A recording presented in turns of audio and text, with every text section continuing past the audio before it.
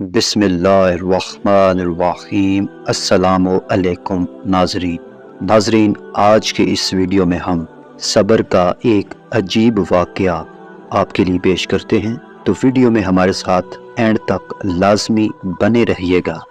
ناظرین، عبداللہ بن محمد جہادی مہم کے سلسلے میں مصر کے ایک ساحلی علاقے میں مقیم تھا۔ ٹہلتا ہوا ایک بار ساحل سمندر پر جا نکلا۔ وہاں دیکھا کہ خیمے میں ہاتھ پاؤں سے معذور اور آنکھوں کی بینائی سے محروم ایک شخص پڑا ہوا ہے۔ اس کے جسم میں صرف اس کی زبان سلامت ہے۔ ایک طرف اس کی یہ حالت ہے اور دوسری طرف وہ بآواز بلند کہہ رہا ہے، میرے رب، مجھے اپنی نعمتوں پر شکر کی توفیق عطا فرما۔ مجھے تو نے اپنی مخلوق میں سے بہت سوں پر فضیلت اور فوقیت بخشی ہے۔ اس فوقیت پر مجھے اپنی حمد و ثنا کی توفیق عطا فرما۔ ناظرین، عبداللہ نے یہ دعا سنی تو اسے بڑی حیرت ہوئی۔ ایک آدمی ہاتھ پاؤں سے معذور، بینائی سے محروم ہے، جس میں زندگی کی تازگی کا کوئی اثر نہیں، اور وہ اللہ سے نعمتوں پر شکر کی دعا مانگ رہا ہے۔ اس کے بعد اس کے پاس آ کر سلام کیا اور پوچھا، حضرت، آپ اللہ تعالیٰ کی کس نعمت اور فوقیت پر شکر اور حمد و ثنا کی توفیق کے خواستگار ہیں؟ معذور شخص نے جواب میں فرمایا، اور خوب فرمایا، آپ کو کیا معلوم میرے رب کا میرے ساتھ کیا معاملہ ہے؟ باخدا اگر وہ آسمان سے آگ برسا کر مجھے راکھ کر دے، پہاڑوں کو حکم دے مجھے کچل دیں، سمندروں کو مجھے غرق کرنے کے لیے کہہ دے، اور زمین کو مجھے نگلنے کا حکم دے، تو میں کیا کر سکتا ہوں؟ میرے نہ تو ان جسم میں زبان کی بے بہا نعمت تو دیکھیے کہ یہ سالم ہے، کیا صرف اس ایک زبان کی نعمت کا میں زندگی بھر شکر ادا کر سکتا ہوں؟ ناظرین، پھر فرمانے لگے، میرا ایک چھوٹا بیٹا میری خدمت کرتا ہے، خود میں معذور ہوں، زندگی کی ضروریات اسی کے سہارے پوری ہوتی ہیں، لیکن وہ 3 دن سے غائب ہے، معلوم نہیں کہ کہاں ہے۔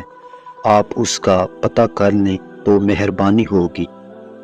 ایسے صابر و شاکر اور محتاج انسان خدمت سے بڑھ کر اور سعادت کیا ہو سکتی ہے؟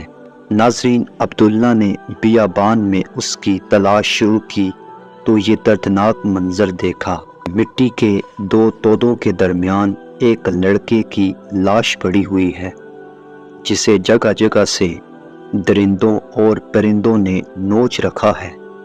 یہ اسی معذور شخص کے بیٹے کی لاش تھی۔ اس معصوم کی لاش اس طرح بے گور و کفن دیکھ کر عبداللہ کی آنکھوں میں آنسو بھر آئے، اور یہ فکر لاحق ہوئی کہ اس کے معذور والد کو اس المناک حادثے کی اطلاع کیسے دے۔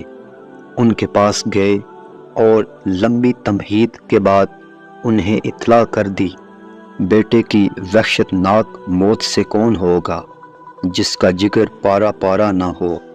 وہ خبر سن کر معذور والد کی آنکھوں سے آنسو رواں ہوئے، دل پر غموں کے بادل چھا گئے، تو آنکھوں سے اشکوں کی برسات شروع ہو گئی۔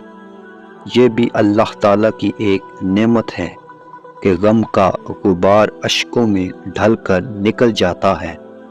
ناظرین، شکوہ شکایت کی بجائے فرمانے لگے، حمد و ستائش اسی ذات کے لیے ہے جس نے میری اولاد کو نافرمان پیدا نہیں کیا اور اس سے جہنم کا ایندھن بننے سے بچایا۔ پھر انا للہ پڑھا اور اس کی روح پرواز کر گئی۔ ان کو اس طرح اچانک موت پر عبداللہ کے ضبط کے سارے بندھن ٹوٹ گئے اور وہ پھوٹ پھوٹ کر رونے لگا۔ کچھ لوگ اس طرف نکلے، رونے کی آواز سنی، خیمے میں داخل ہوئے، میت کے چہرے سے کپڑا ہٹایا تو اس سے لپٹ گئے۔ کوئی ہاتھ چومتا، کوئی آنکھوں کو بوسہ دیتا، ساتھ ساتھ کہتے جاتے، ہم قربان ان آنکھوں پر جنہوں نے کبھی کسی غیر محرم کو نہیں دیکھا، ہم فدا اس جسم پر جو لوگوں کے آرام کے وقت بھی اپنے مالک کے سامنے سجدہ ریز رہتا، جس نے اپنے رب کی کبھی نافرمانی نہیں کی۔ ناظرین، عبداللہ یہ صورتحال دیکھ کر حیران ہو رہا تھا۔ پوچھا، یہ کون شخص تھے؟ ان کا کیا تعارف ہے؟